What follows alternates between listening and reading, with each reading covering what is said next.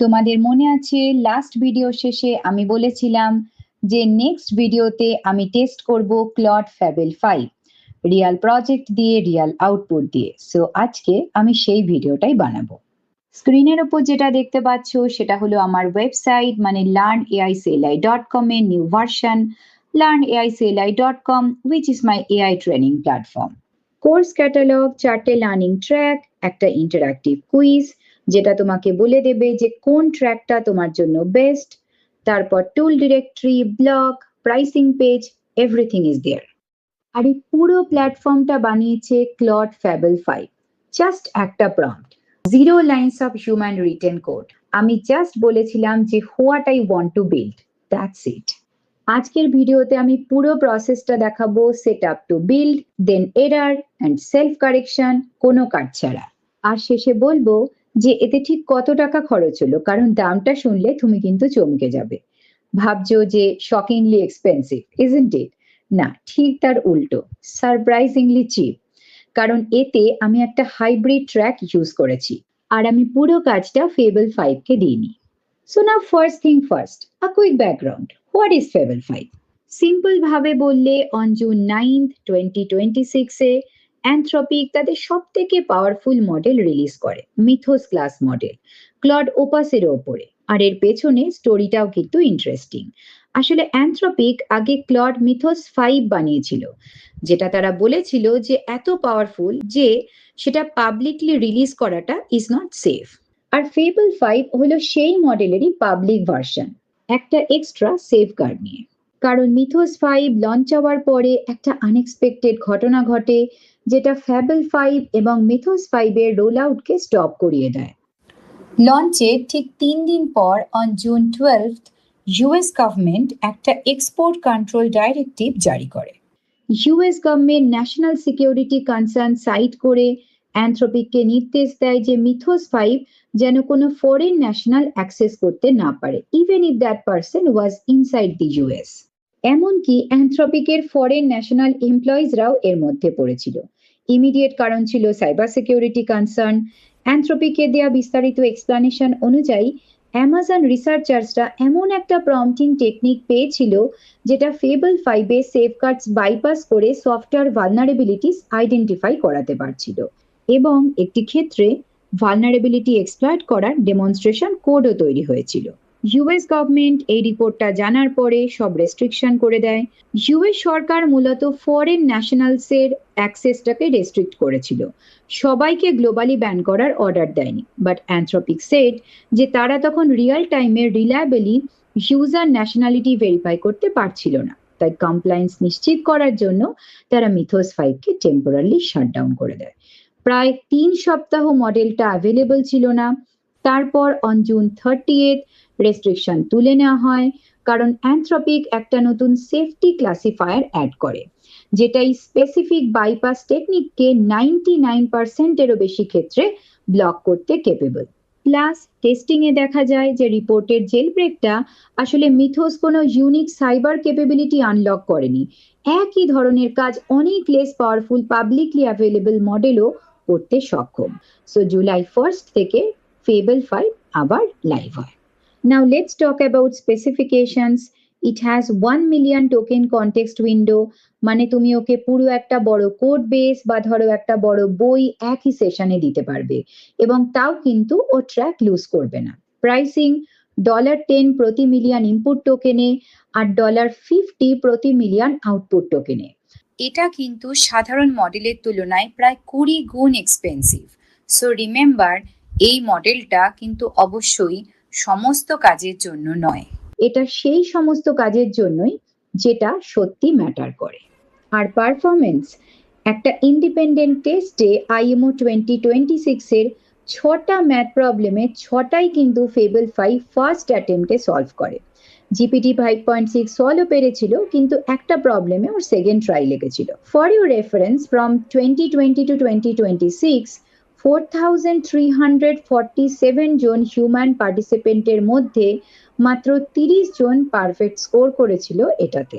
সেটআপের কথায় আসি, অ্যান্ড এই পার্টটা তোমাদের জন্য কিন্তু খুব ইউজফুল, কারণ তুমিও কিন্তু একইভাবে ক্লড ফেবল 5 কে ইউজ করতে পারো, জাস্ট লাইক মি।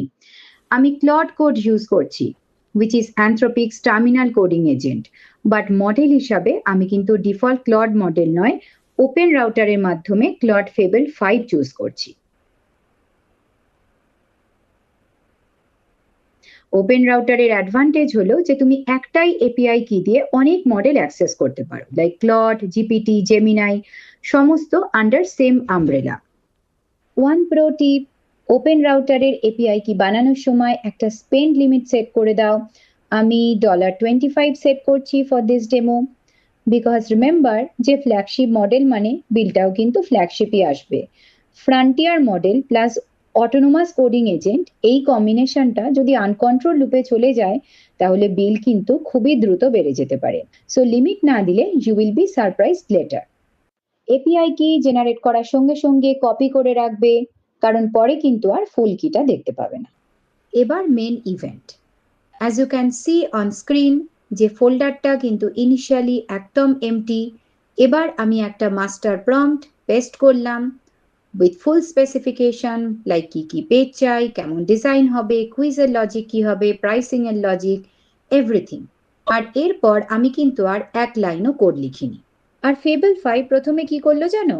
ও কিন্তু সঙ্গে সঙ্গে কোড লেখা শুরু করেনি। ইনস্টিড ও পুরো প্রজেক্টটাকে অ্যানালাইজ করে কাজটাকে 10টা সেপারেট টাস্কে ব্রেকডাউন করলো। Scaffold, design system, home page, course page, quiz, tool directory, etcetera. একটা প্রপার প্ল্যান বানালো এবং তারপরে as per the plan 1 by 1 execution শুরু করলো, ঠিক যেমনটা একজন হিউম্যান সিনিয়র ডেভেলপার হলে করতো।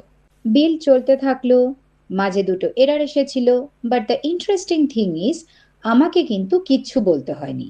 ও নিজেই এরর পড়েছে, সেলফ কারেকশন করেছে, এগিয়ে গেছে। No follow up prompt, no manual correction.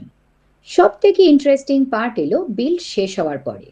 Code লেখা শেষে ও নিজে হেডলেস ব্রাউজার দিয়ে মোট 14টা স্ক্রিনশট নিয়েছে, ডেস্কটপ এবং মোবাইল দুটো লেআউট থেকে, এবং নিজের বানানো সাইটটা নিজে রিভিউ করেছে। মোবাইল লেআউটে কয়েকটা সমস্যা হয়েছিল, সেগুলো ফিক্স করে আবার বিল্ড করেছে। মানে ভাবো, আমি কিন্তু ওকে কোনো ফিডব্যাক দিইনি, ও নিজেই কিন্তু নিজের কিউএ করেছে। সেশনের শেষে একটা জিনিস আমার চোখে পড়লো, সেটা ওর কনটেক্সট উইন্ডোর ইউজেজ প্রায় 97%। মানে ওর 1 মিলিয়ন টোকেনের মেমারির প্রায় শেষ এজে গিয়ে একটাই সেশনে ও পুরো কাজটা শেষ করেছে। চলো রেজাল্টটা দেখি। npm run dev and the site is live. Home পেজে হিরো অ্যানিমেটেড টার্মিনাল, তার নিচে আমার স্ট্যাটসের অ্যানিমেটেড কাউন্টার এবং 4টে লার্নিং ট্র্যাক কার্ড। দেখো ডিটেলিং গুলো দেখো, each one has its own colour accent. আরো নিচে স্ক্রল করলে ফ্ল্যাগশিপ কোর্সের ওপর স্পটলাইট, এআই সেলাই মাস্টারি, সাইড প্যানেলে প্রাইসিং টিজার, রেগুলার 16,000 রুপিস, কাট টু 12,000 মানে লাইভ প্রাইস আপডেট, এবং শেষে ক্লেম আ সিট সিটিএ। সেটাতে ক্লিক করলে আমাদের সোজা এনরোল পেজে নিয়ে যাচ্ছে। রিজার্ভ ইউর সিট, এখানে ফর্মের ফিল্ডগুলো ফিল আপ করে সাবমিট করলে রিকোয়েস্ট সেন্ট। বাহ! and I have to say the design feels here remarkably polished. আবার হোম পেজে ফেরত যাচ্ছি। ফ্ল্যাগশিপ কোর্সের নিচে টেস্টিমোনিয়াল সেকশন, তার নিচে এফএকিউ অ্যাকর্ডিয়ন, ক্লিক করলে এক্সপ্যান্ড করছে। Final CTA, the testimonial is open, so is a seat, এবং enrol now, take a quiz, দুটো বাটন সাইড বাই সাইড। চলো নেক্সট কুইজ পেজে যাওয়া যাক। 5 questions, 60 seconds, 1 honest recommendation. কোয়েশ্চেন্সগুলোর answer দিলে প্রগ্রেস বার বাড়ছে, আবার ব্যাক বাটনও আছে যে কোনো স্টেপে। Nice animation. এই ফিচারটা কিন্তু জেনুইনলি ইউজফুল, এতে ভিজিটার্সদের ডিসিশন ফ্যাটিক কমবে আর আমার জন্য লিড কোয়ালিটি বাড়াবে। Next, tool directory, 6 AI CLI tool cards, 2 column গ্রিডে, নিচে comparison table, toggle any tools, dimensions light up. নিচে reading about tools is not a skill বলে কোর্স পেজের লিঙ্ক। ব্লগ পেজে 3 আর্টিকেলস, ও পুরো নিজে লিখেছে। ক্লিক করলে ফুল আর্টিকেল, ফুল কোটস এবং reading time auto calculated from word count. Flagship কোর্সের একটা ডেডিকেটেড পেজ আছে, এখানে শেষে প্রাইসিং সেকশনটা দেখো, 3 step visual, side card feature list, instructor পেজে স্টাইলাইজড পোর্ট্রেট প্লেস হোল্ডার এবং নিচে লার্ন উইথ ঋতুপর্ণা করলে আবার এনরোল পেজে চলে আসছে। মানে দ্যাটস দি ফুল প্ল্যাটফর্ম, একটাই সেশনে একটাই এআই এজেন্টের হাতে বানানো।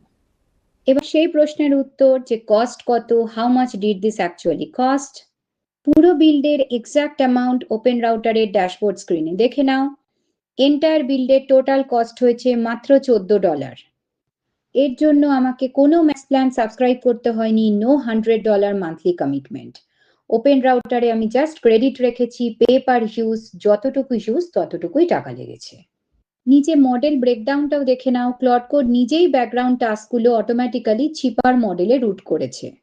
মনে আছে আমি ভিডিও শুরুতে বলেছিলাম যে আমি এখানে একটা হাইব্রিড ট্রিক ইউজ করেছি, তো এইটাই হলো সেই ট্রিক। আর আমি প্ল্যানিং এবং স্পেক লেখার কাজটাও কিন্তু একটা চিপার মডেলকে দিয়ে করিয়েছি। ফেবেল 5কে দিয়েছি শুধু এক্সিকিউশন, যেখানে ওর কোয়ালিটি সত্যি ম্যাটার করে।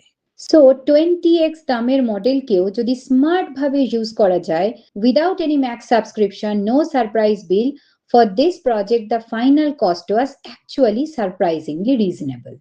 সো ফাইনাল ভার্ডিক্ট, একটাই প্রম্পটে production quality full stack app, নিজের প্ল্যানিং নিজের কিউএ সহ।